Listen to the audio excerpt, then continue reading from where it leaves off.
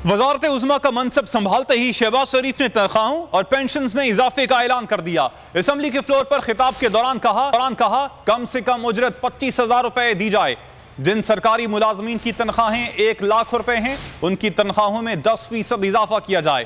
Pension में भी 10% इजाफे का ऐलान कर दिया। वजीर आजम शहबाज शरीफ ने सस्ता आटा फराहम करने का भी ऐलान कर दिया। बेनजीर इनकम सपोर्ट प्रोग्राम भी दोबारा शुरू करने का ऐलान कर दिया। इस वक्त गरीब आदमी परेशान और बर्बाद हो चुका।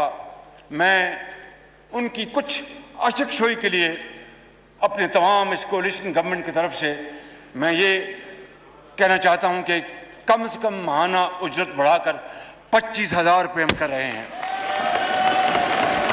और इसका इतलाक इसी 1 अप्रैल से होगा। अपील करता हूँ अपने सरमायाकार हजरात से, सनतकारों से कि वो 1 लाख रुपए तक के जिनकी तनख्वाह है उनके लिए भी वो 1 अप्रैल से उनकी तनख्वाह में 10% उसमें इजाफा करेंगे इंशाअल्लाह।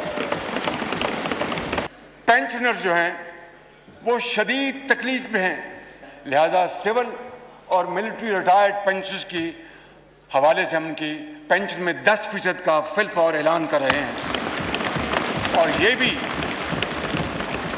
1 तारीख से लागू होगा। अब जितने भी दिन रह गए हैं रमज़ान शरीफ के, पूरे पाकिस्तान की बाज़ारों और महल्लों में जो दुकानें हैं वहाँ पर रमज़ान पैकेज के हवाले से सस्ता आटा लेके आएंगे ताकि वो जो सस्ता आटा होगा।